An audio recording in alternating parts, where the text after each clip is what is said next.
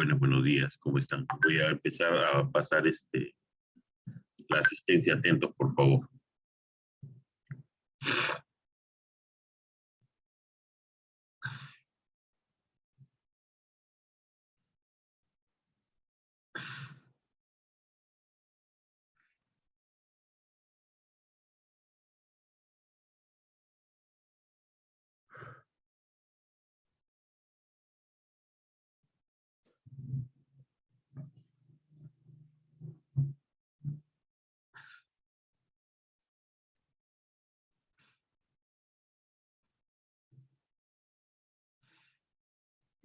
A ver, ya está. 12 de abril. Altamirano Yatas. Presente, doctor. Brenda Arancibia. Brenda Arancibia. Carolina Arela. Presente, profesor. Valeria Asparren. Presente, doctor. Buenos días. Andrea Borja. Andrea Borja. Samer Castillo. Presente, doctor. Buenos días. Bianca Chumpitas. Buenos días, doctor. Presente. Ivette Cóndor. Ivette Cóndor. Claudia Daza. Claudia Daza. Doctor, Claudia está ingresando. Está teniendo problemas con el internet porque está en provincia ahorita. Pero ella está Juan ingresando. de Osorio. Presente. Maristel Díaz. Presente, profesor. Buenos días. René Encalada. Buenos días, doctor. Presente. Evelyn González. Presente, doctor. Buenos días. Jeff Espinosa. Presente, doctor. Buenos días. Leslie González. Presente, doctor. Buenos días. Kevin Herrera. Presente, doctor. Buenos días. Yerlin Guamán. Presente, doctor. Buenos días. Luis Huiza. Luis Fernando Huiza. Moisés Hurtado. Presente, doctor, buenos días. Ángelo Hurtado. Presente, doctor. Buenos días. Itala Jordán. Presente, doctor. Buenos días. Stephanie Landa. Presente, doctor. Buenos días. Ángel Laura. Presente, profesor. Buenos días. Diego Mego. Presente, profesor. Buenos días. Noeli Monja. Presente, doctor. Buenos días. Edinson Moreno. Presente, doctor. Buenos días. Jonathan Palomino. Presente, doctor. Buenos días. Adriana Quispe. Presente, doctor. Buenos días. Ruth Rojas. Presente, doctor. Buenos días. Adriana Román. Presente, doctor. Buenos días. Ariana Santillán. Presente, doctor. Gilda Sotomayor. Presente, doctor. Buenos días. Kevin Tello. Presente, Kevin. profesor. Buenos días. Disculpe. Cristian Tolentino. Cristian Tolentino. Santiago Tunqui. Presente, doctor. Buenos días. Emily Usto. Presente, doctor. Buenos días. Ana Valer. Presente, doctor. Buenos días. María Venturo. Presente, profesor. Buenos días. Alexis Villarroel. Presente, profesor. Buenos días. Luis Ceballos.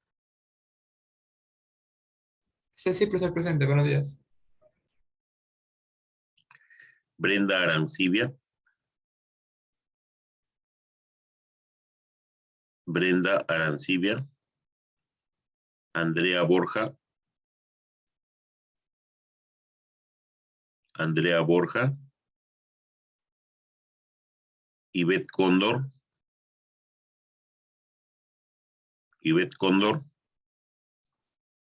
Claudia Daza, Buenos días, doctor presente.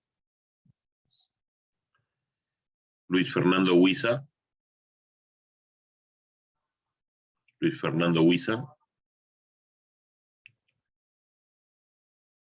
Cristian Tolentino. Bien, vamos a iniciar.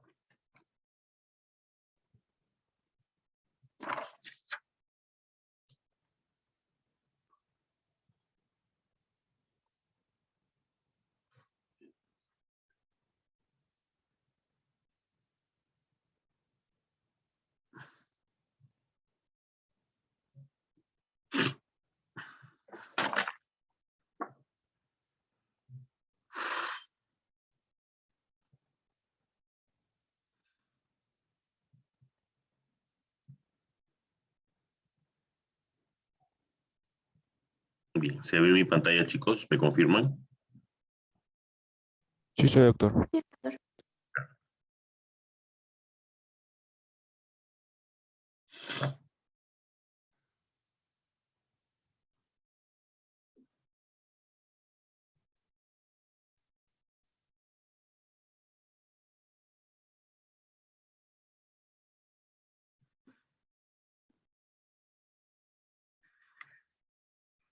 Bien, vamos a ver el tema de muerte celular y adaptación celular.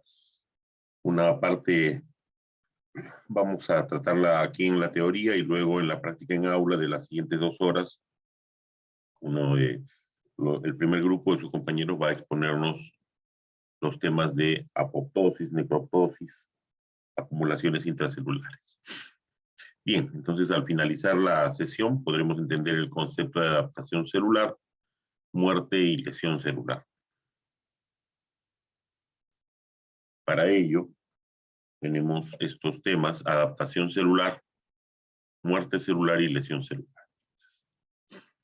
Bueno, ya sabemos que la célula cumple el papel de unidad funcional de nuestro organismo. El conjunto de todas ellas va a formar en los organismos multicelulares, ¿no?, una serie de órganos y sistemas cuya homeostasis se logra gracias a un balance entre la división celular y la eliminación de células, es decir, el recambio celular.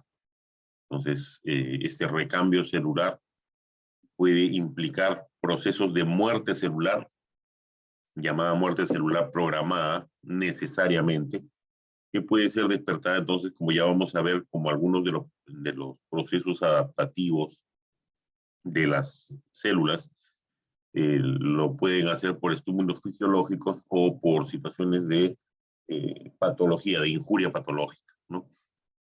El organismo posee un ambiente y función definidos que al ser cambiados van a generar estas respuestas de adaptación para mejorar la función como respuesta al cambio que nos impone un estrés fisiológico o un tipo de injuria.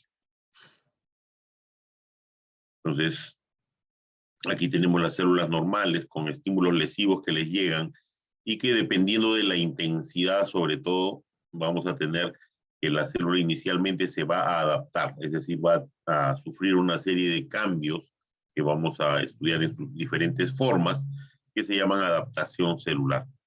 Y si el estímulo es demasiado intenso o demasiado prolongado, va a terminar destruyendo las estructuras, la organización estructural de la célula, ocasionando lesión celular. Esta lesión puede ser de dos tipos: reversible e irreversible, ¿no? Entonces, si se excede con los límites de la adaptación o si el estímulo lesivo permanece por mucho tiempo, se sufre una lesión irreversible. Bien, entonces aquí tenemos una célula que se encuentra en homeostasis, se encuentra en estado normal y puede tener dos tipos de estímulos, ¿no? Un estrés, considerando estrés no como la palabra con la que nos hablan del tema psicológico, sino un estrés físico, una serie de cambios en el entorno de la célula que llevan a el desarrollo de algunos nuevos tipos celulares, ¿no? Aumento de volumen, crecimiento, aumento del número de células. Entonces el tejido se adapta para soportar este estrés adicional, ¿no? Entonces, cuando ocurre una incapacidad para adaptarse o el estímulo es un estímulo nocivo, el que genera el cambio, entonces se va a producir desorganización estructural de la célula, lo que va a llevar a lesión celular, que si es leve y transitoria, entonces va a constituir una lesión reversible que rápidamente retorna a la homeostasis. Pero si es una lesión grave y progresiva, entonces va a generar una lesión irreversible, una lesión, perdón un segundito.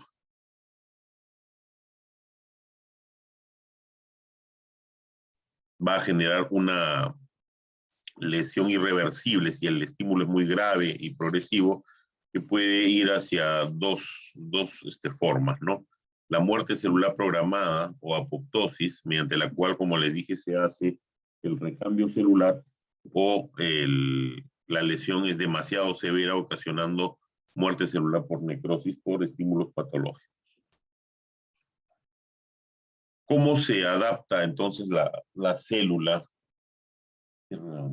¿Cómo se adapta la célula a los diferentes estímulos que recibe de su entorno celular, ¿no?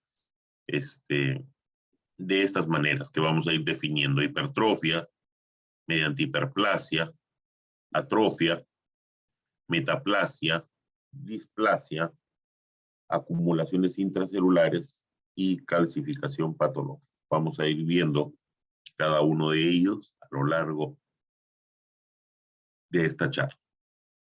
Si ya quedamos, si la lesión es muy importante, entonces se va a producir una lesión reversible si esto es de corta duración y de baja intensidad. Si es de mucha intensidad o muy prolongado el estímulo, entonces va a ser una lesión irreversible que va a llevar a estos cambios: necrosis, apoptosis, necroptosis, piroptosis y autofagia. Bien, entonces vamos a ver en primer lugar los cambios que se generan de adaptación celular. Bien, las células son capaces de adaptarse a demandas crecientes de trabajo o amenazas a su supervivencia, y lo hacen de esta forma, ¿no? Aumentando su tamaño en el caso de la hipertrofia, o disminuyendo su tamaño como en el caso de la atrofia, aumentando el número de células, ¿no? Eso se llama hiperplasia, o cambiando su forma, que se llama metaplasia. Generalmente esto es por estímulo de células madre pluripotenciales que se encuentran dentro de los tejidos, y el límite de cambio obviamente va a tener ciertas reglas de cambio del tipo celular, generalmente por el mismo tipo de tejido, pero con una variación, ¿no? Como por ejemplo los diferentes epitelios. Las adaptaciones van a ser reversibles cuando cese el estímulo. Entonces, eso también hay que tenerlo presente. Ahora, a veces el estímulo es tan prolongado o tan intenso que el cambio permanece en el tiempo, ¿no? Y puede ocasionar disfunción fisiológica. Y acá tenemos, por ejemplo, cuando van al gimnasio y realizan sus rutinas físicas, eso va a generar un mayor estrés de tensión para los músculos del cuerpo, lo cual va a generar a lo largo un crecimiento, un cambio en la forma de los músculos. Entonces, vamos a ver qué cosa es lo que se produce en el músculo. Entonces, tenemos un estímulo fisiológico, ¿no? Los estímulos normales que manejan las células inicialmente, y nosotros aumentamos la carga de trabajo de repente por un estímulo fisiológico, no necesariamente patológico, ¿no? Va a haber cambios adaptativos en la célula, como por ejemplo el tema del crecimiento muscular por el ejercicio, ¿no? Pero si el estímulo es patológico, como por ejemplo la sobrecarga de trabajo que le confiere la hipertensión arterial al ventrículo izquierdo, ya que al aumentar la presión, el ventrículo tiene que generar más presión para poder vencer la resistencia que le opone la presión arterial, llamada poscarga. Entonces, el ventrículo tiene que esforzarse un poco más para poder superar esa nueva barrera. Para ello, tiene un cambio llamado hipertrofia, como ya vamos a ver, que le permite inicialmente mejorar su rendimiento, pero hasta cierto punto, luego del cual la función va a decrecer más bien. Bien, hablemos en primer lugar de la hiperplasia. Entonces, esto ya lo hemos visto en los primeros conversatorios, ¿no? Y hemos hablado de la hiperplasia prostática y la hiperplasia endometrial. Y sabemos que este término alude al aumento en el número de células en un órgano o tejido, ¿no? Pueden ser células diferenciadas o células progenitoras menos diferenciadas. Esta característica puede darse en un tejido que tiene capacidad de replicarse.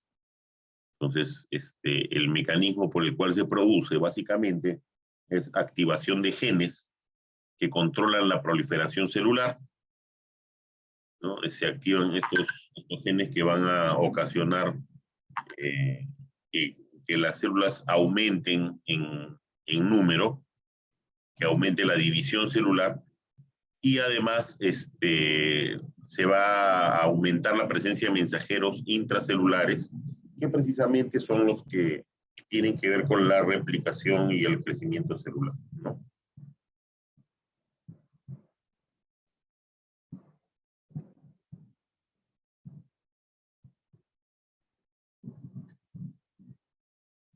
La hiperplasia puede ser de dos tipos, ¿no? Fisiológica o patológica. Ejemplos de hiperplasia fisiológica tenemos por estímulo estrogénico, el crecimiento de las mamas y el útero en la gestación para prepararse para recibir al bebé, prepararse en el caso del útero para el crecimiento progresivo del feto, y en el caso de las mamas se preparan para la producción de la leche que va a servir como alimento inicial del bebé recién nacido. Entonces va a existir una hiperplasia glandular mamaria y en cuanto al tamaño del útero en general, ¿no? Después tenemos también compensadora, por ejemplo, en la regeneración post-hepatectomía. El hígado es un órgano muy noble, ¿no?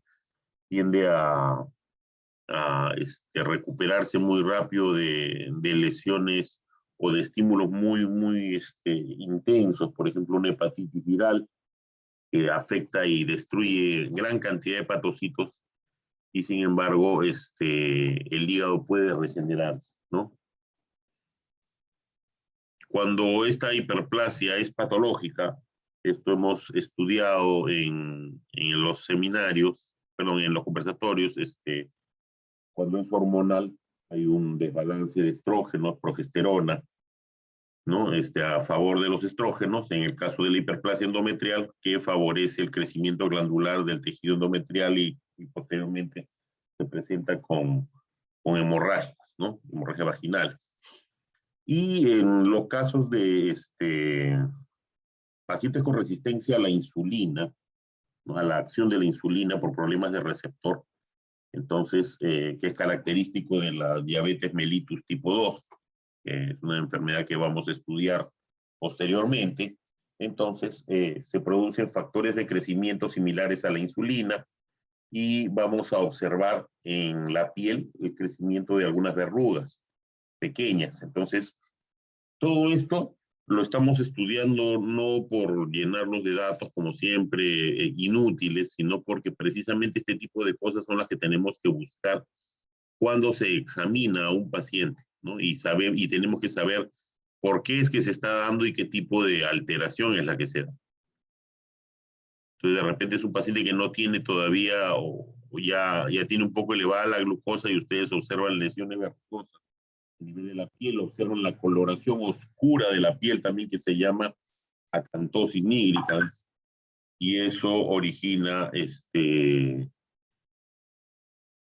signos que me llevan a pensar que el paciente tiene resistencia a la insulina, ¿no? El virus del papiloma humano no solamente afecta a niveles del cervix, como ya han visto ustedes en displasia cervical, sino también puede provocar la aparición de verrugas tanto en la zona genital como en la piel, ¿no? Básicamente lo que hace el virus es activar oncogenes, ¿no? Que se encuentran inactivos inicialmente. Recuerden que el virus es un ácido nucleico con una cápsula. Entonces, para poder sobrevivir y replicarse el virus, tiene que ingresar a una célula huésped necesariamente, donde el ácido nucleico se libera, se integra a la maquinaria del núcleo de la célula infectada y de esa manera empieza a replicarse. Entonces, dentro del núcleo vamos a tener oncogenes que van a estar en estado quiescente, en estado durmiente, hasta que llega un estímulo por un ácido nucleico externo, como es el caso del papilomavirus, y que puede generar la expresión de estos oncogenes, que a su vez van a empezar a codificar la síntesis de proteínas anormales que generan un crecimiento sin límite, sin las reglas del crecimiento celular normal que caracterizan a las neoplasias, ¿no? Bien, aquí esto es lo que conversábamos inicialmente sobre el tema de la hipertrofia, ¿no? Entonces, la hipertrofia, ¿qué cosa es? Es el aumento del tamaño de las células. Obviamente que el aumento del tamaño de las células va a llevar progresivamente al aumento del tamaño del órgano también. Entonces, eso ocurre en la hipertensión arterial, en la estenosis aórtica, en la cual se produce un crecimiento de las células miocárdicas, ¿no? Del ventrículo izquierdo, para prepararse a generar más fuerza de contracción y pueda expulsar la sangre a través de una válvula estenótica o a través de una válvula, a través de una arteria que ha aumentado su presión y por ende hace más difícil la transmisión del contenido del ventrículo izquierdo hacia la arteria, ¿no? Entonces, ocurren células con limitada capacidad de división, a diferencia de la hiperplasia, donde, por ejemplo, el tejido glandular puede dividirse más rápido. Aquí no ocurre eso. Entonces, generalmente lo vemos en los músculos cardíaco y esquelético, ¿no? La vía fisiológica, por la cual se da esto es la vía del fosfatidilinositol 3 quinasa y además por la proteína G también, ¿no? Y en el caso de patológico por receptores acoplados a vitamina G, a proteína G. Perdón.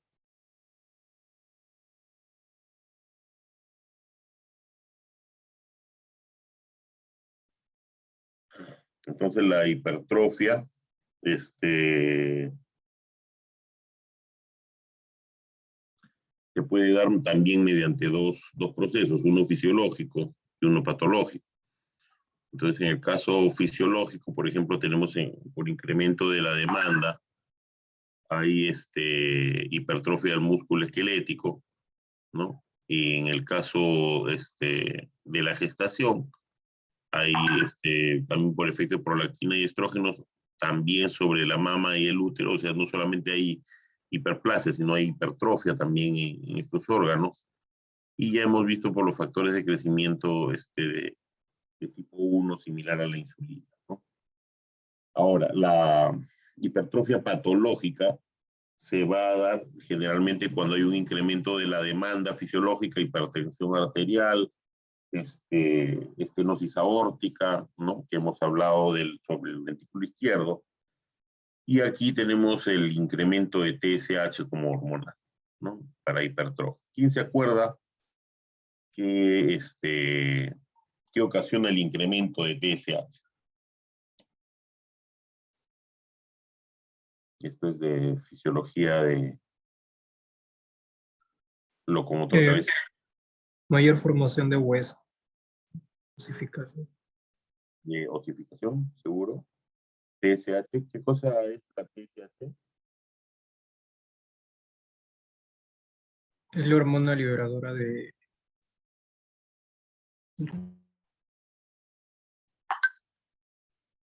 Tirotropina. Muy bien. No, es la hormona estimulante de la tiroides, ¿no? O tirotropina, claro. Tirotropina es la TSH también. ¿Cómo es que funciona el incremento de TSH para producir hipertrofia patológica? ¿Qué cosa era lo que ocurría? ¿En qué condiciones ocurre esto?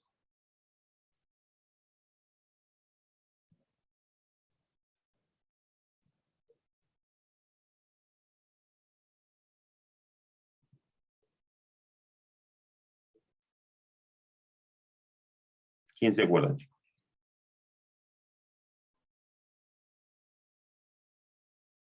¿Nadie? Cuando hay un aumento, si no me equivoco, de la T3. Ya. ¿Qué pasa si aumenta la T3? ¿Cómo es el eje? La T3, si no me equivoco, no, la T4 es la inactiva, la T3 es la que funciona para lo que sería el calcio. Ya. Eso sí. A ver, ¿qué dicen los demás? Profesor, la TSH aumenta el tamaño de la tiroides ¿Por qué? por su actividad, ¿no? Para liberar mayor cantidad de T3 y T4, la producción de T3 y T4. Ya. ¿En qué condición se da el incremento de TSH entonces? Según ¿Cómo funciona el eje tiroideo?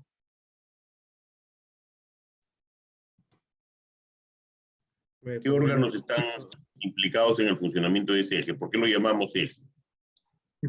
Hipotálamo, pituitaria y tiroides. Muy bien, hipotálamo, pituitaria o hipófisis y tiroides, ¿no es cierto? Muy bien. Entonces, ¿cómo es que, qué productos se secretan, cómo funciona, cómo actúan? La TRH, la que se secreta para que se forme el TSH. Muy bien. El hipotálamo libera TRH, ¿no es cierto? Hormona liberadora de tirotropina. Muy bien. Esa TRH, ¿dónde actúa? En la hipófisis.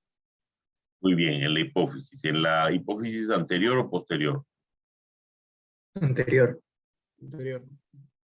¿Y esto qué produce? Liberación de TSH. Producción de. La producción de TSH. Muy bien. Hay un incremento en la producción de TSH. ¿Y esa TSH dónde actúa? En la tiroides. Muy bien. ¿Es una hormona peptídica o es una hormona lipídica? Peptídica. Entonces, ¿dónde tiene su receptor?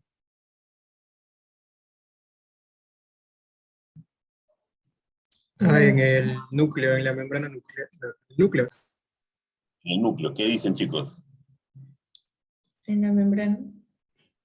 En la membrana. No se olviden, las hormonas peptídicas no pueden ingresar por la bicapa lipídica.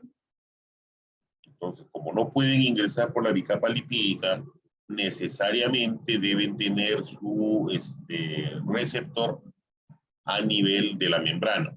Si la molécula, si la hormona es una hormona lipídica, entonces va a poder atravesar la membrana y va a tener su receptor entonces o en el citoplasma o en el núcleo. Finalmente a lo que nosotros nos interesa es cómo actúa la molécula a nivel nuclear. Entonces, si la hormona peptídica no puede atravesar la membrana y tiene su receptor allí, ¿cómo hace para comunicarse con el núcleo? Segundos mensajeros. Por intermedio de segundos mensajeros. Muy bien. Y en el caso de la TSH, ¿por qué se eleva? Entonces, la TSH actúa sobre la tiroides y se produce T3 y T4. Muy bien. Y entonces, ¿por qué se incrementaría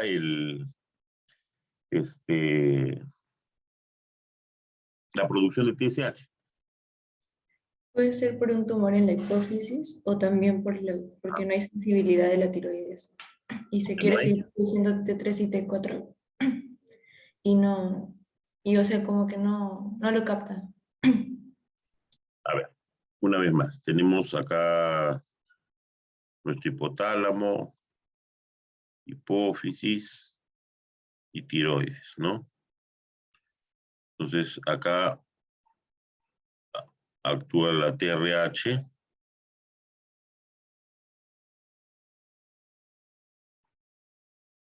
La TSH.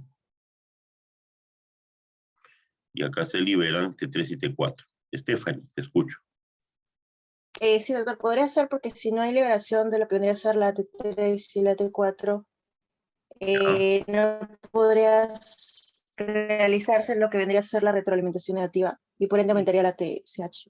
Estos de acá hacen retroalimentación negativa. Y entonces, Stephanie, para que redondees, ¿en qué condiciones yo tendría disminución de T3 y T4, cómo se llama esa enfermedad, y que no le permite hacer feedback negativo aquí al nivel de la hipófisis? Niveles bajos de tiroxina y alto, podría ser el hipotiroidismo. Hipotiroidismo. ¿Hipotiroidismo primario, secundario o terciario? ¿Primario? Primario. Glándula primario, hipófisis secundario, hipotálamo terciario. El problema estaría aquí, un hipotiroidismo primario, entonces hay disminución de T3 y T4. Al no haber retroalimentación negativa, aumenta la TSH. ¿Y eso qué tiene que ver con hipertrofia?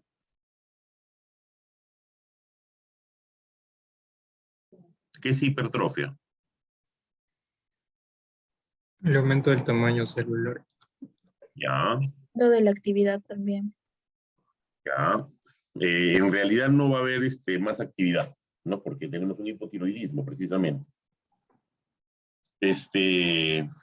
Ya, pero ¿qué cosa es hipertrofia? Cuando aumenta la TSH.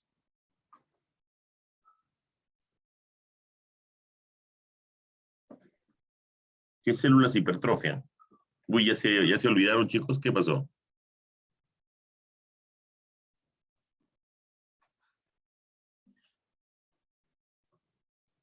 ¿Cómo van a hacer para manejar pacientes hipotiroideos si no se acuerdan de esto? Vamos, vamos.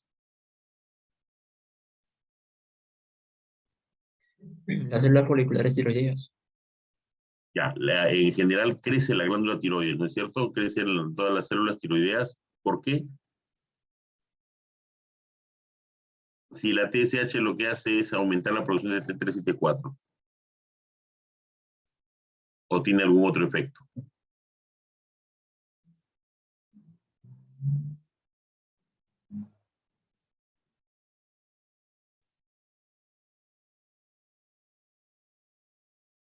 Ya se olvidaron. La TSH por intermedio de adenilato ciclasa y proteína quinasa proteína quinasa A, estimula los genes que se encargan de aumentar el tamaño de la glándula tiroides. Tiene un efecto trófico. Entonces, eso hace que aumente el volumen de la tiroides y eso se llama bocio. La TSH, el aumento de TSH produce bocio en pacientes hipotiroideos primarios. Por esa razón, ¿ya? Pues ahí tenemos un ejemplo de hipertrofia patológica hormonal.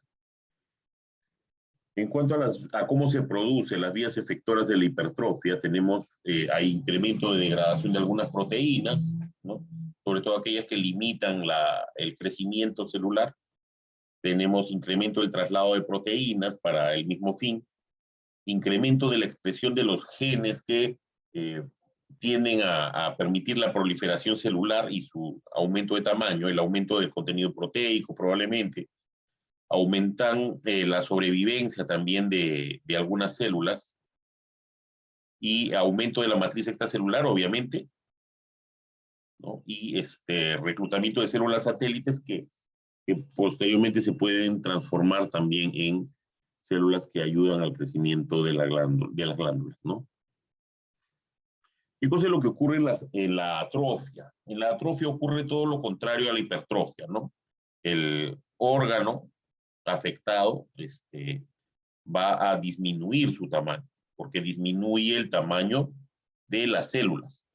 Al disminuir el tamaño de las células, estamos hablando que disminuye, pues, su cantidad de organelas funcionantes, y esto generalmente se da en situaciones en las cuales el órgano o el organismo se encuentra en ahorro de energía porque no hay consumo, por ejemplo, en la desnutrición, ¿no? Se va a dar por desuso, es característico, por ejemplo, ¿alguna vez han visto alguna imagen, me imagino en las películas o de repente en los libros de las personas parapléjicas, aquellas que sufren, por ejemplo, un accidente de tránsito, tienen lesión medular y entonces no pueden caminar porque se lesionan las vías piramidales hacia los miembros inferiores? Entonces, ¿qué pasa con las piernas de esas personas? Se atrofian. Se atrofian, ¿no es cierto? Se vuelven más delgadas, se vuelven flácidas, ¿no? Pierden tono muscular inicialmente, entonces observamos una disminución del tamaño de los músculos de los miembros inferiores. Eso se llama atrofia por desuso. Y aparte por denervación también, ¿no? Porque se está produciendo una lesión en las vías neurológicas. Con el envejecimiento nosotros vamos a tener atrofia de diferentes órganos. Es marcadamente característico. Por ejemplo, si ustedes le toman una tomografía cerebral a un paciente anciano, van a observar una gran cantidad de surcos, a diferencia del cerebro de un joven. Se notan muy marcados porque el cerebro empieza a disminuir su tamaño. Y el espacio que ocupaba inicialmente, ustedes van a verlo así, Van a tener la tomografía cerebral.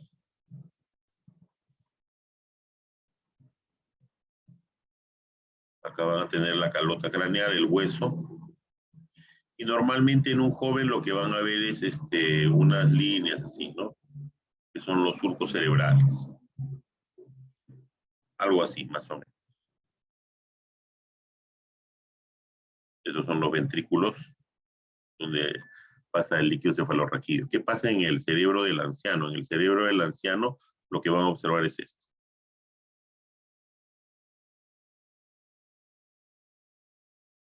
Los surcos se notan claramente, ¿no?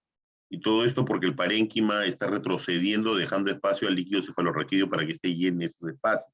Entonces se ven muy grandes los surcos, y esto precisamente es por la atrofia cerebral característica del anciano. Entonces, también tenemos dos tipos de atrofia. La fisiológica, que se da por disminución de estímulo hormonal, como por ejemplo ocurre en los órganos sexuales femeninos durante la menopausia, o también lo que ocurre en los órganos sexuales masculinos, ¿no? Atrofia testicular, por ejemplo, ¿no? Hipogonadismo, en los casos de andropausia, ¿no? Es decir, la disminución de la producción de hormonas sexuales masculinas, ¿no? En este caso los andrógenos. La patológica se va a dar, como ya dijimos, por falta de uso del órgano, por desnutrición, porque al disminuir el aporte energético, entonces el cuerpo trata de adaptarse disminuyendo el metabolismo. Entonces, por esa razón, entra en un estado de quiescencia y al disminuir sus funciones definitivamente empieza a haber atrofia de algunos órganos. Luego se puede recuperar si es que nosotros volvemos a alimentar a esa persona, con mucho cuidado para no provocar, como ya habíamos estudiado en fisiología también, un síndrome de realimentación. Cuando no hay inervación, el ejemplo que dimos del parapléjico, cuando hay isquemia, es decir, se produce, por ejemplo, acá nosotros podemos ver una obstrucción de los vasos que irrigan al testículo, puede atrofiarse, ¿no? Entonces, también cuando hay pérdida de estímulo endocrino, que ya lo hemos visto, ¿no? En el caso de algunas glándulas en fisiología también.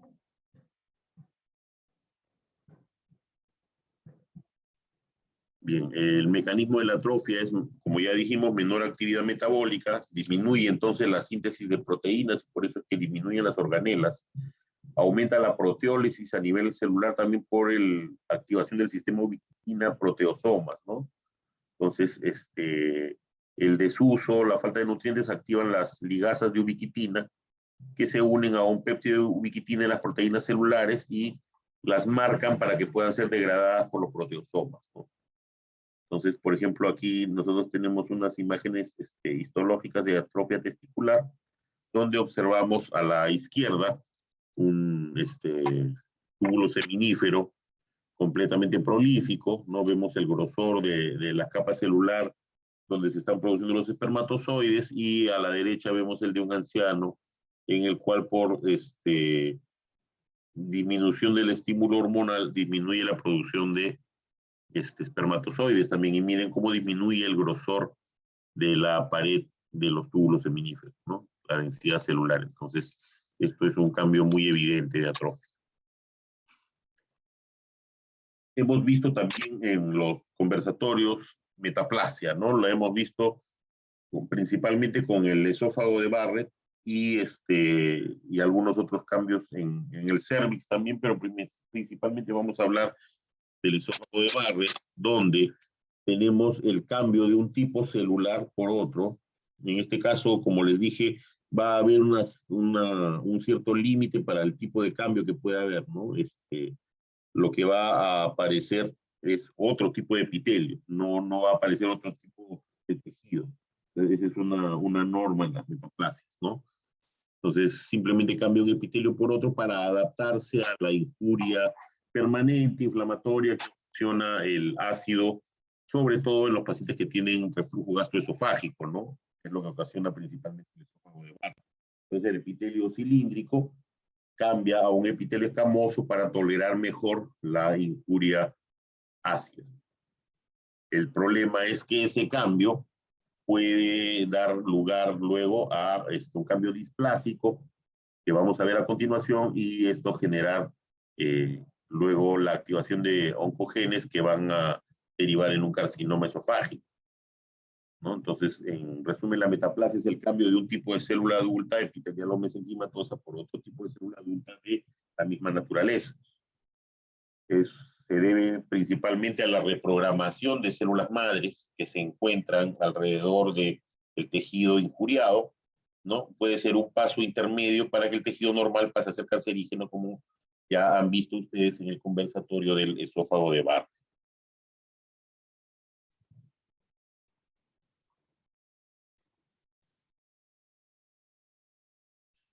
Entonces se reprograma la célula madre en el epitelio o en el mesénquima, se diferencian hasta una nueva vía, y esto se da a causa de señales de tipo factores de crecimiento, ¿no? Citocina, que van a promover la expresión de genes con diferenciación celular hacia una nueva vía específica. Entonces, esto está mejor desarrollado en lo que hemos visto en el conversatorio. Entonces, la metaplasia puede darse de tipo epitelial en el caso del esófago de Barrett, a nivel intestinal en las gastritis, también gastrointestinal en las gastritis, ¿no?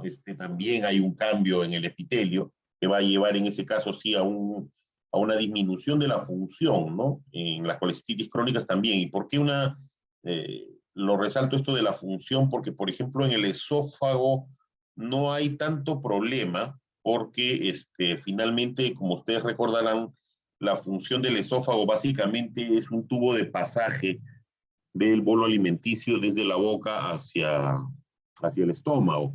Pero en el caso del estómago sí se necesita producir ácido clorhídrico, se necesita una serie de sustancias que empiezan también la digestión de algunos nutrientes, principalmente proteínas. Entonces, allí el cambio de tipo de células sí va a generar un cambio funcional, ¿no? También puede haber una metaplasia mesenquimal, en el caso de, por ejemplo, a nivel de los cartílagos, de cicatrices sistémicas, traumático, ¿no? Y en cartílago igualito degenerado, puede ser también por osteoartrosis, ¿no? En el pulmón cardíaco, es decir, los pacientes que tienen, por ejemplo, hipertrofia del ventrículo izquierdo, van a generar un aumento de la presión hacia atrás hidrostática porque no logra eyectar la misma cantidad de sangre, aumenta el volumen telediastólico del ventrículo izquierdo. Al tener sangre, eso aumenta la presión intracavitaria, entonces la aurícula izquierda va a requerir aumentar su presión, ¿no? De función para poder llenar el ventrículo izquierdo, porque si no supera la nueva presión elevada del ventrículo izquierdo, no hay forma de que lo llene hemodinámicamente hablando.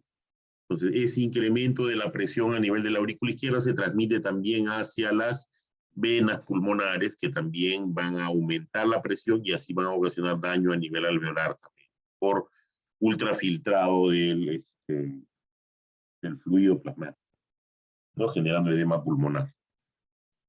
A nivel del músculo esquelético, un ejemplo es la miositis osificante por metotrexato.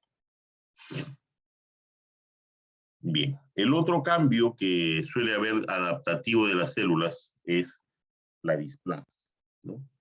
Entonces, aquí en el caso de la displasia, nosotros vemos cambios, hemos estudiado en los conversatorios los cambios en el cuello uterino, que se dan por procesos inflamatorios, como por ejemplo infección por el papillomavirus.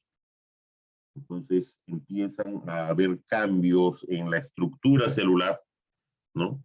Que van desde una displasia leve hasta una displasia avanzada, inclusive luego con el desarrollo inicial de una neoplasia intraepitelial hasta que se convierte en un cáncer completamente invasivo y metastásico, ¿no?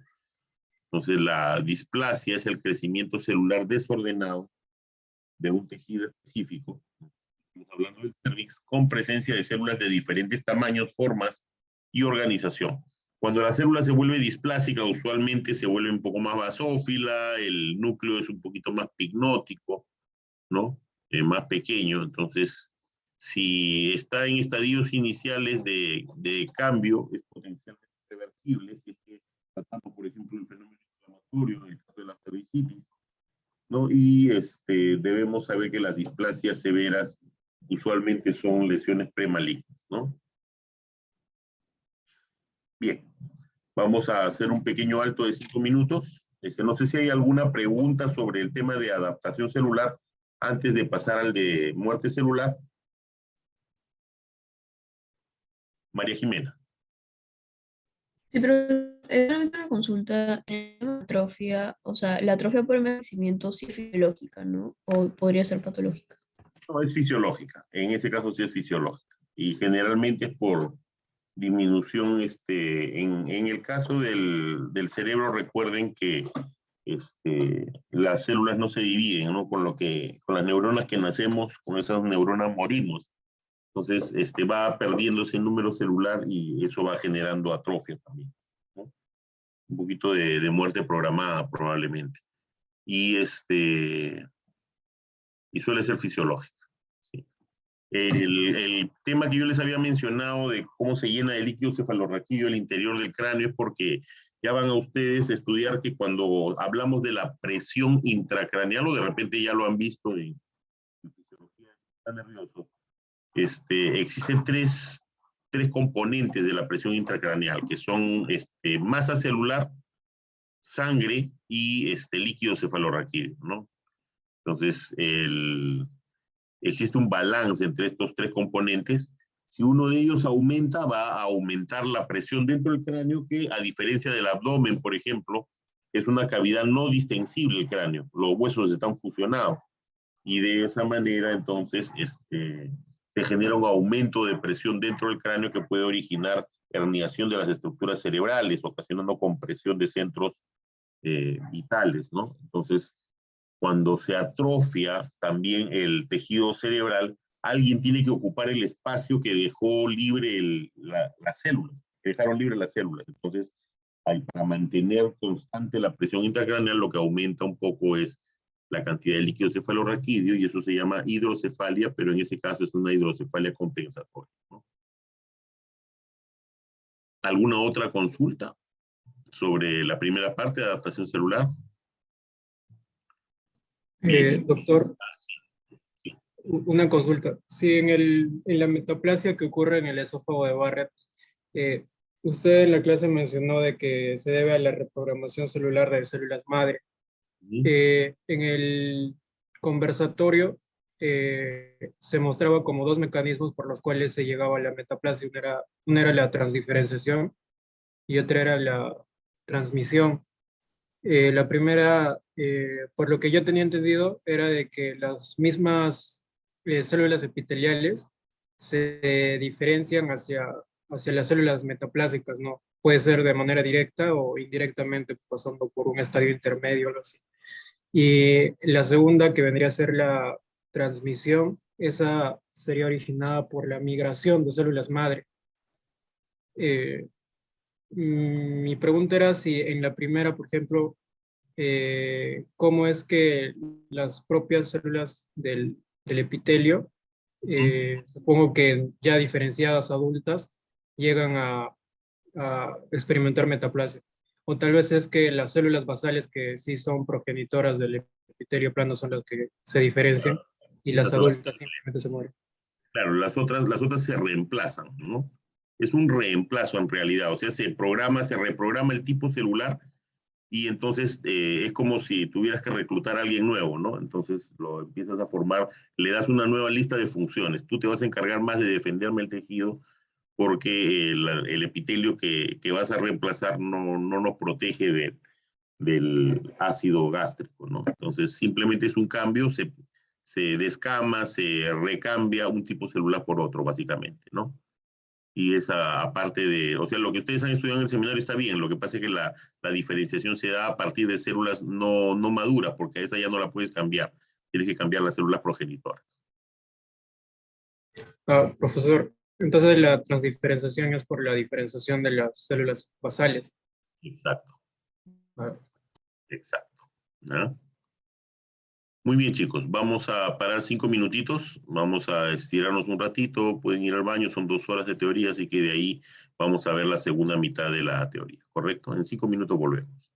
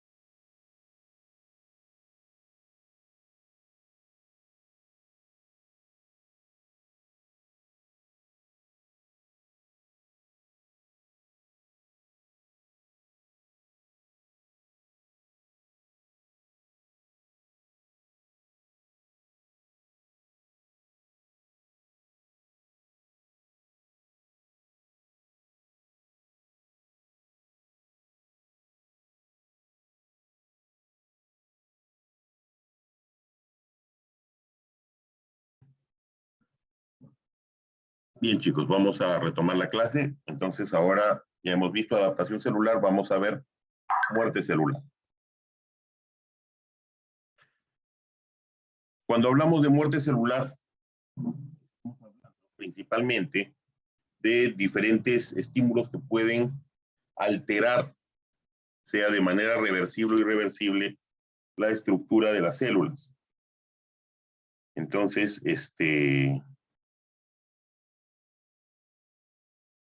esos estímulos que pueden ocasionar ese daño van a ser de diferente naturaleza, ¿no? Puede ser un defecto genético que activa de repente proteínas apoptóticas, proteínas que se encargan de dar fin a las funciones celulares. Puedo tener formación de inmunocomplejos, lo cual va a ocasionar una destrucción de células por estímulo inflamatorio, ¿no? Vamos a tener la ausencia de algunos nutrientes que puede ocasionar daño celular, como también el exceso de algunos de ellos, sobre todo con el depósito de tejido graso en las paredes de las arterias o en el hígado, ¿no? Después vamos a tener lesiones por agentes biológicos, el COVID-19 aquí a la cabeza es el mejor ejemplo. Podemos tener también lesión por bacterias, por virus, otros virus, mejor dicho, por hongos inclusive. La exposición a algunos químicos, ¿no? Sea de manera accidental o sea de manera autoinfligida, ¿no? Por ejemplo, el consumo de ácido muriático que hacen a veces algunas personas con fines suicidas. Las lesiones por radiación, que estamos con ese temor de que se produzca un desastre nuclear a nivel de la guerra Rusia-Ucrania, por ejemplo, como ha habido antiguamente el desastre de una planta nuclear en Rusia, la de Chernobyl. Además tenemos lesiones por agentes físicos como radiación ultravioleta, el frío extremo, en fin, ¿no? Entonces también o quemaduras eléctricas, ¿no? Que van a dañar el número o la cantidad de células que generan necrosis. Entonces, la respuesta celular a los estímulos lesivos va a depender principalmente de la naturaleza del agente lesivo, ¿no? Del tipo de agresión que ocasiona, ¿no? A qué tipo de estructura se dirige, cuánto tiempo dura la exposición a dicho agente y la intensidad, ¿no? No es lo mismo que un paciente reciba radioterapia, por ejemplo, y obviamente que las radiaciones ionizantes que tienen que utilizarse en la radioterapia para el tratamiento de algunos cánceres internos no van a evitar las células de la piel, por lo tanto se produce una inflamación a este nivel con pérdida celular que se llama dermatitis por radiación, ¿no? Entonces, no es lo mismo una dermatitis por radiación que tener de repente vivir en una zona como fue Chernobyl con explosión de una central nuclear, por ejemplo, o con los afectados por las radiaciones de la bomba atómica, ¿no? Y el grado de adaptación de la célula afectada, ¿no? No es lo mismo tener una célula, por ejemplo, con injuria endotelial que tener una célula con el endotelio completamente intacto, ¿no? Entonces, eso va a determinar el mayor o menor daño también celular, por ejemplo, la arteriosclerosis.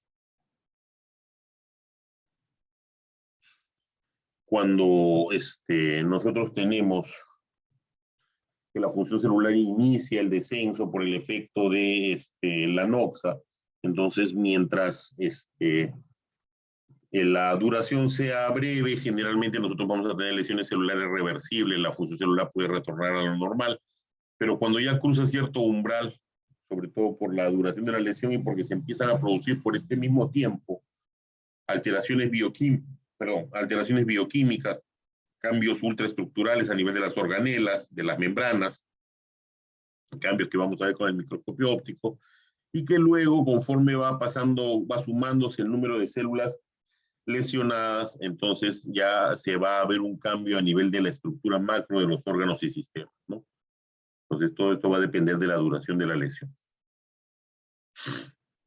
¿no? Los mecanismos de daño celular principalmente se van a dar por radicales libres, por hipoxia y disminución de ATP que genera la formación de especies reactivas de oxígeno, que son moléculas altamente oxidantes, ¿no? Y que estos oxígenos con electrones libres van a ocasionar la alteración de la estructura ordenada de átomos y moléculas en el interior de las células.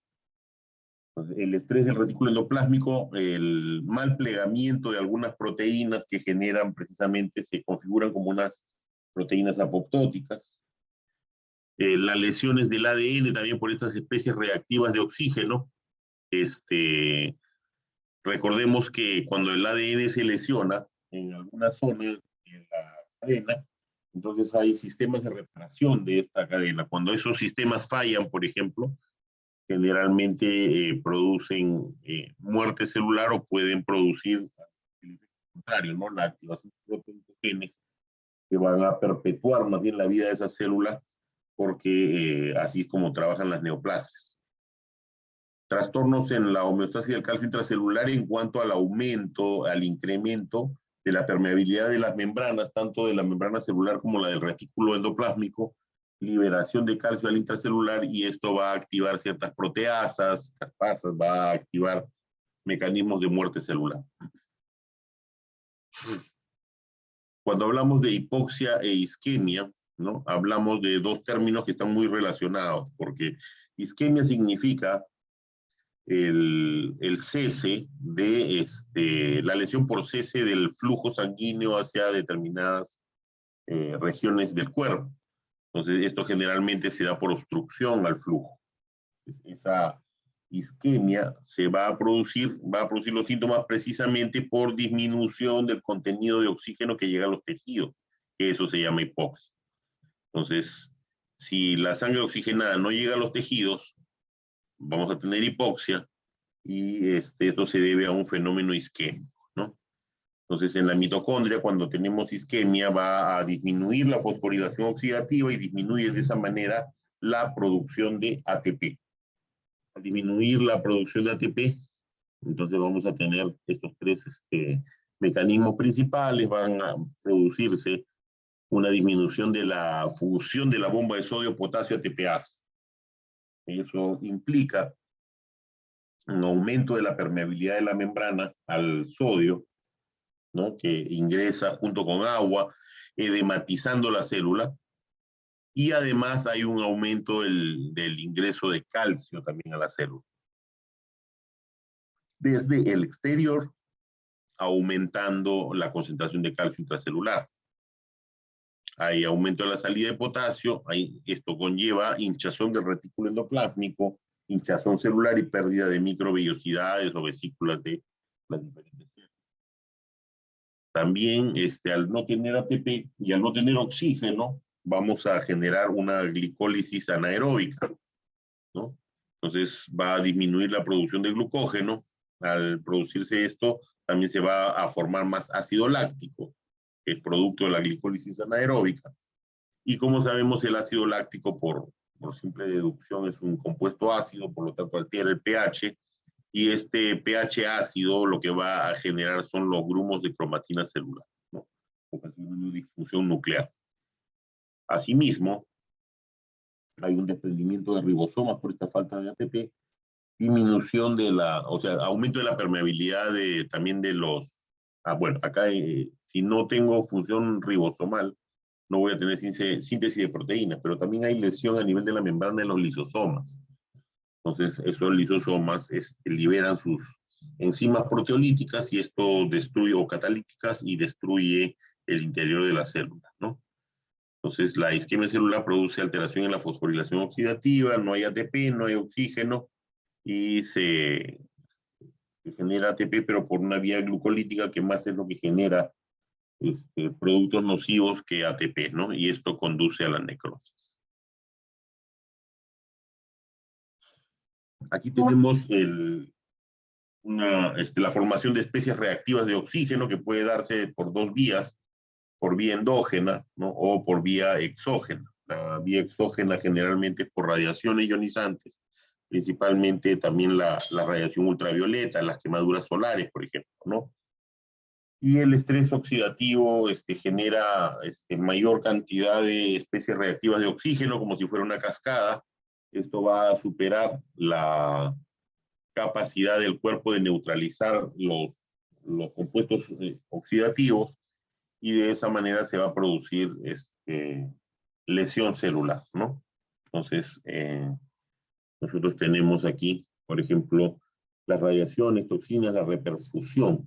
Cuando ustedes tienen isquemia, ¿no?, de una extremidad, por ejemplo, y luego, por ejemplo, por un fenómeno de compresión y un aplastamiento. Entonces liberan el aplastamiento y todos las especies reactivas de oxígeno que se habían formado antes de la zona de aplastada, ¿no?, isquémica, entonces van a entrar con fuerza hacia la zona sana y van a ocasionar daño celular.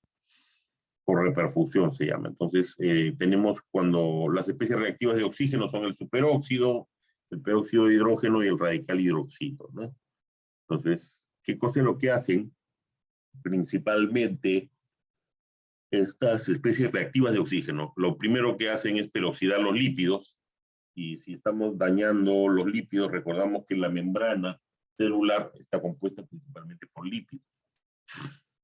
Además, puede haber modificación de proteínas que se van a mal plegar, generando señales apoptóticas, y las lesiones del ADN van a conllevar a mutaciones, ¿no? Mutaciones que finalmente van a devenir en alteraciones severas de la función celular. Acá tenemos unos ejemplos de enfermedades relacionadas al estrés oxidativo, ¿no? Cáncer, diabetes, enfermedades hepáticas, neurodegenerativas, cardiovasculares y el envejecimiento. El estrés del retículo endoplásmico, que habíamos hablado de la acumulación de proteínas mal plegadas, lo que va a generar es un estímulo apoptótico por una mala transmisión de señales, una transmisión de señales anómalas, activándose proteínas de tipo BH3, que a su vez van a activar caspasas. Estas caspasas se van a encargar de digerir los componentes celulares, ocasionando la muerte celular.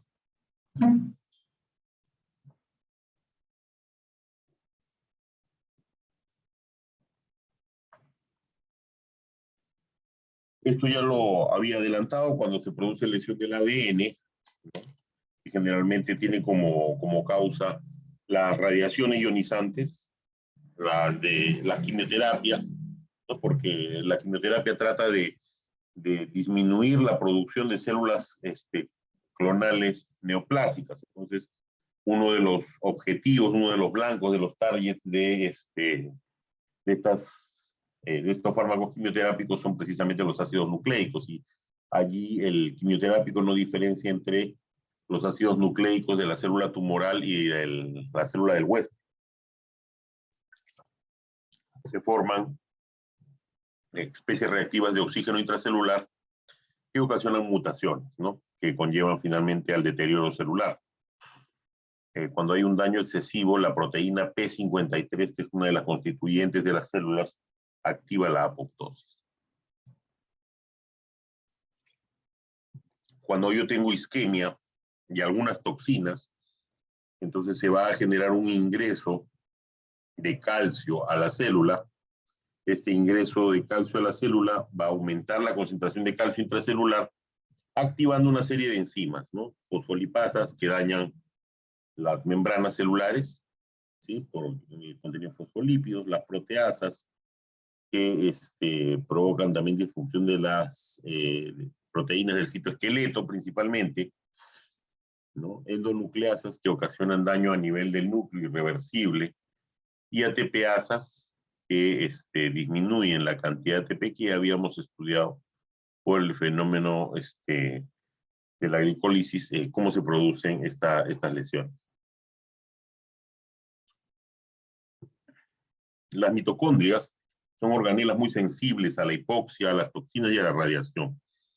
Cuando son expuestas a este tipo de de agentes van a aumentar la permeabilidad de la membrana de la mitocondria. Esto va a originar una salida de las especies reactivas de oxígeno que se van a formar dentro de la mitocondria por la isquemia, ¿no? Entonces hay falta de fosforilación oxidativa y esto ocasiona un agotamiento de ATP. Lo mismo, la fosforilación oxidativa produce formación de especies reactivas de oxígeno. Esto ocasiona daño mitocondrial y aumenta la permeabilidad de la mitocondria, ¿no? Se libera citocromo C al plasma, al citoplasma, perdón, activando la apoptosis. Tenemos defectos de la permeabilidad de membrana, ¿no? También secundario a la disminución de la producción de ATP. No se van a poder sintetizar adecuadamente los lípidos de la membrana, ocasionando una mayor permeabilidad no solamente para agua y sodio, sino también para el incremento del calcio, ¿no?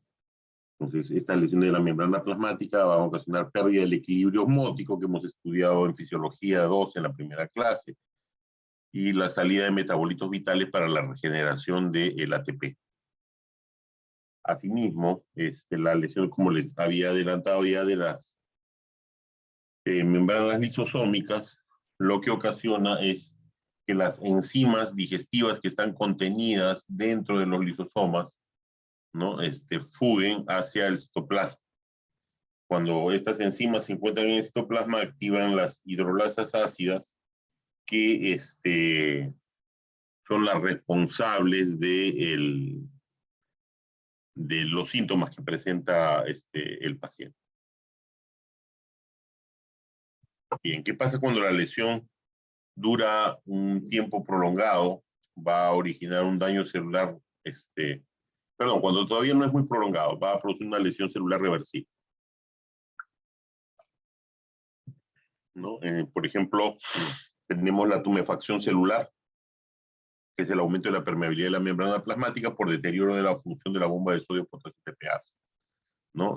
Se ve como cambios hidrópicos o degeneración vacuolar, mientras que el cambio graso, ¿no? Es un principal cambio actualmente por la aparición de vacuolas llenas de grasa, otros cambios alrededor de la membrana plasmática, cambios que van a originar daño mitocondrial, daño al retículo endoplásmico y alteraciones nucleares.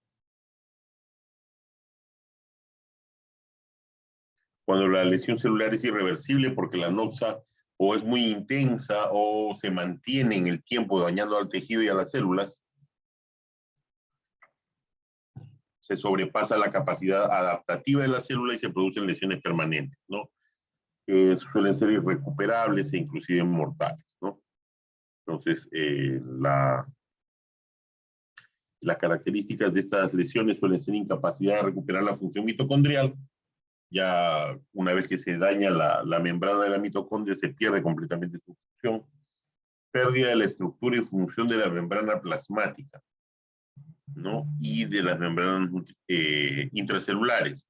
Esto va a conllevar un aumento de la permeabilidad que ya hemos visto, de calcio, sodio, agua hacia el interior de la célula, ¿no? El otro mecanismo es pérdida de la integridad de la estructura del ADN y de la cromatina, principalmente por radiaciones, ¿no? Que son los que originan estos cambios. Bien, vamos a hablar ya, entrando en la recta final de esta charla, de necrosis, ¿no? Que es un término que proviene del griego necros, significaba cadáver, ¿no? Suele ser una muerte accidental celular. Se presenta también en células dañadas irreversiblemente y ocasiona alteraciones dentro de la célula, ¿no? Como podemos ver en el gráfico aquí resaltado. Generalmente los mecanismos de necrosis son por disminución del flujo, disminución del aporte de oxígeno, disminución de la producción de ATP, ¿no? Con la formación de especies reactivas de oxígeno, ¿no? Eso es lo que ocurre a nivel de la mitocondria y por las otras vías también, ¿no?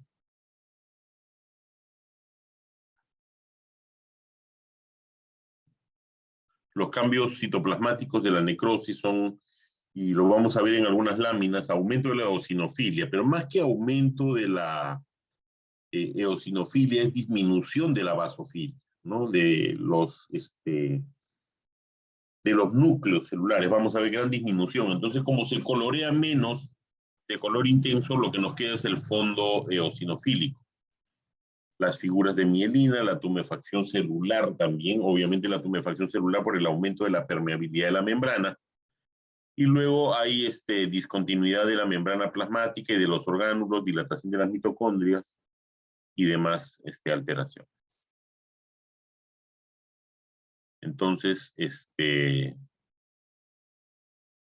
tenemos como consecuencia de la rotura de ADN y cromatina a nivel del núcleo, vamos a tener algunos patrones de necrosis nucleares, ¿no?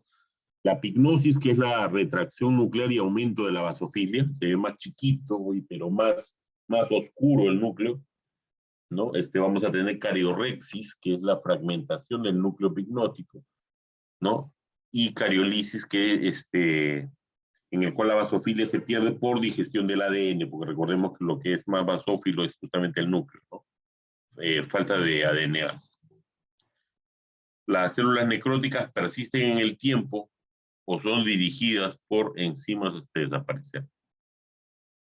Mientras que puede haber sustitución a nivel del sistema nervioso de figuras de mielina y calcificación.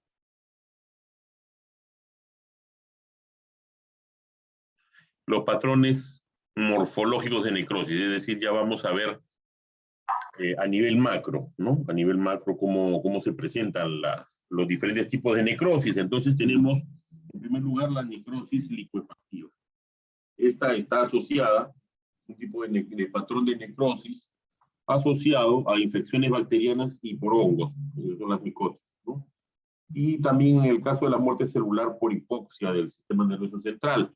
Entonces, se acumulan rápidamente células inflamatorias a nivel de la zona isquémica, ¿no? Y a nivel de donde está el proceso infeccioso, y las enzimas de los leucocitos se encargan de digerir el material no solamente infectante, sino también las células normales que rodean a dicho foco infeccioso, como se ve aquí, ¿no? Entonces, suele tener un aspecto de una masa amarillenta, viscosa y cremosa, con inflamación de la zona. En cuanto a la necrosis gaseosa, perdón un ratito. Perdón, esta sí me había pasado. La necrosis coagulativa. Esta sí se asocia a hipoxia e isquemia, hay disminución del riego, ¿no? Entonces aquí tenemos este triángulo de aquí que ustedes pueden ver, es una lesión en el riñón, acá están los glomérulos y acá se puede ver la lesión, se ve más eosinofílico, miren, porque a diferencia de esta zona, se pierden los núcleos, se pierde la basofilia y por eso es que el tejido se ve más eosinofílico, ¿ya? Es causado por desnaturalización de proteínas y enzimas, tiene consistencia firme y levemente edematizada, y es las áreas de necrosis coagulativa se llaman infarto, como el infarto de miocardio, por ejemplo. En cuanto ahora sí a la necrosis gaseosa, esta es característica, pero no es exclusiva, el caseum de tuberculosis, ¿no? Entonces, es una combinación de la necrosis coagulativa y licuefactiva, y esto ocasiona el acúmulo de un material friable, blanquecino, entre blanquecino y amarillento, que se llama caseum. Es tan característico que a veces cuando los cirujanos entran, por ejemplo, a extirpar algunos ganglios para ver si se trata de tuberculosis ganglionar, hacen un corte de la pieza y dicen caseum, ¿no? Aparece caseum, y eso prácticamente confirma el diagnóstico, ¿no? La colección de células fragmentadas o lisadas con arquitectura borrada del tejido, ¿no? Y no suelen tener límites definidos, más bien lo que hay es una reacción granulomatosa intensa con formación de células madre acá, ¿no? y obviamente que suele estar rodeado por una respuesta inflamatoria granulomatosa y la presencia de estas células gigantes multinucleadas llamadas células de Langerhans.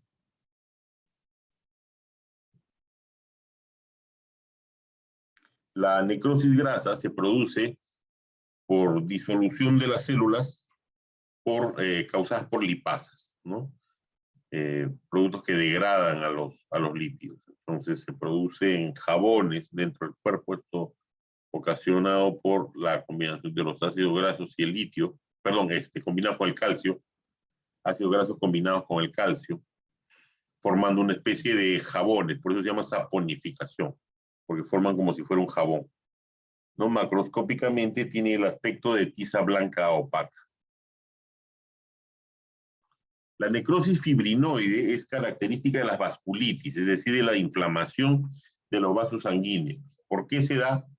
Por el depósito de complejos antígeno-anticuerpo en las paredes de los vasos. Entonces, en la hematoxilina eosina, en la coloración, se observa un aspecto rosado claro más eosinófilo, ¿no? Y amorfo en las tinciones de fibrinoide. Aquí, ¿no? La necrosis gangrenosa, finalmente, aquí tenemos, se da por un grado severo de isquemia, ¿no? Con necrosis distal al territorio arterial afectado. Entonces, no corresponde a un patrón específico de muerte del tejido por injuria hipóxica severa o pérdida de irrigación, y afecta a varios planos de tejido.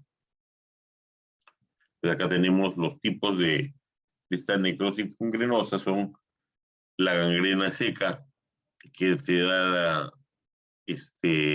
la necrosis coagulativa, la gangrena húmeda, que es característica de la superposición de infección bacteriana con necrosis liquefactiva, y tenemos la gangrena gaseosa, que se da por infección por gérmenes de tipo Clostridium.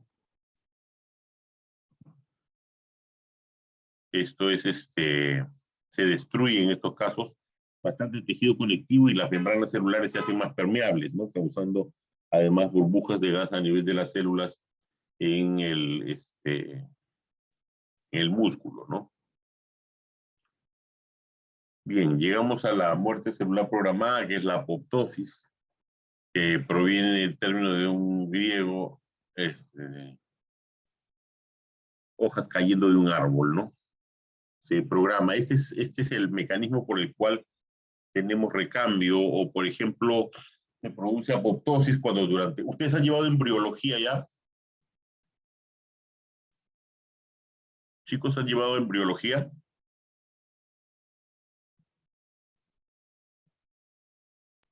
No. Bueno, cuando el feto se está formando, hay una especie de membranas entre los dedos. Entonces, si ustedes se miran la mano, no van a encontrar ninguna membrana. Eso se da porque en un momento determinado se genera apoptosis de las células que producen dichas membranas, y de esa manera ya tenemos los dedos separados, ¿no? Es una muerte celular programada y puede ocurrir en un proceso fisiológico o patológico, ¿no? Es un proceso celular de involución en el cual las células activan enzimas que degradan su propio ADN. Hay un daño nuclear autoinfligido, y esto va a redundar en la disminución de la síntesis de proteínas nucleares y citoplasmáticas, ¿no? Aquí nosotros tenemos como vías principales de apoptosis la intrínseca mitocondrial y la vía del receptor de muerte extrínseca, ¿no? Aquí se unen los ligandos y van a producir caspasas que van a actuar a nivel mitocondrial y también a nivel del citoplasma, activando caspasas. Estas caspasas son las responsables de el daño tisular, el daño celular, ¿no?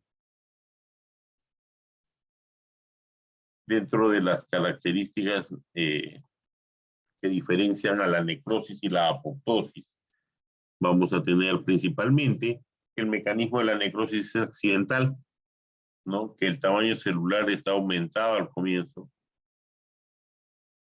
Luego tenemos los cambios que hay a nivel del núcleo, se vuelve más picnótico, hay cariorexis y cariolisis en la necrosis, mientras que en la apoptosis hay fragmentación en trozos, ¿no?, del nucleosoma. En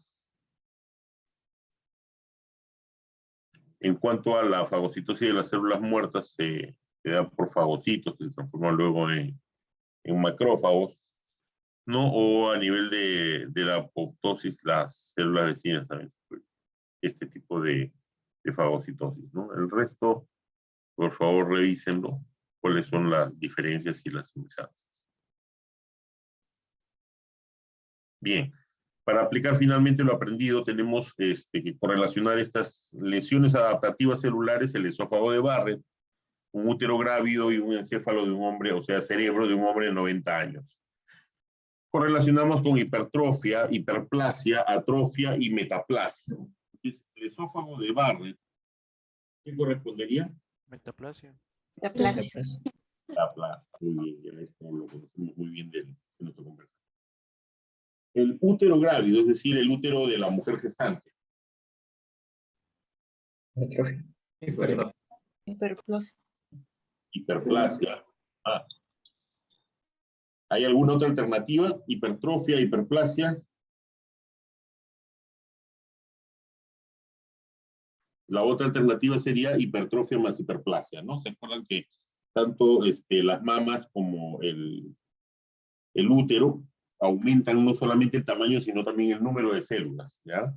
Para prepararse, uno para recibir y contener al feto de crecimiento permanente, mientras que la otra se prepara para, por estímulos hormonales, para la producción de leche. Y finalmente, el cerebro de un hombre de 90 años, ¿a cuál de estos corresponde?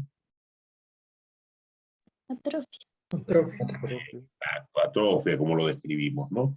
La disminución de la masa celular. Y para terminar de integrar lo aprendido, tenemos una mujer de 55 años quien presentó menopausia hace 2 años, pero desde hace 3 meses presenta sangrado vaginal intermitente. Entonces, dentro de los antecedentes refiere su primera regla a los 10 años, primera y única gestación a los 38 años. Además, recibió terapia de reemplazo hormonal. No nos dicen con qué, pero sospechamos que es solamente con estrógenos. Entonces, el tipo de alteración del endometrio que se va a dar en este caso de hiperplasia endometrial es de tipo atrofia, hiperplasia, metaplasia o hipertrofia. Hiperplasia. Hiperplasia, ¿no? Que es algo que se ha visto en los conversatorios, la hiperplasia endometrial. Muy bien, chicos. Entonces, eso sería todo por la teoría del día de hoy. No sé si tienen alguna pregunta de esta segunda parte. Sino para dar por concluida la sesión y luego encontrarnos a las 9:10 para la primera presentación en aula con los temas de necroptosis, apoptosis y acumulaciones intracelulares, que es un tema que falta desarrollar aquí, ¿no? ¿Alguna consulta, alguna pregunta? Bien, chicos. Entonces, nos vemos, Moisés. Doctor, disculpe, le dejé un mensaje con respecto a mi problema. No sé si lo puede leer, por favor. Sí, pero todavía se va a reprogramar, no te preocupes. Ya, gracias, doctor. Bien, chicos, entonces nos estamos viendo 9:10, ¿ya? En el vínculo de práctica, este es el grupo C, ¿no? C1, ¿ya? Listo, chicos. Nos vemos en unos minutos. Hasta luego. Doctor, gracias. Hasta luego.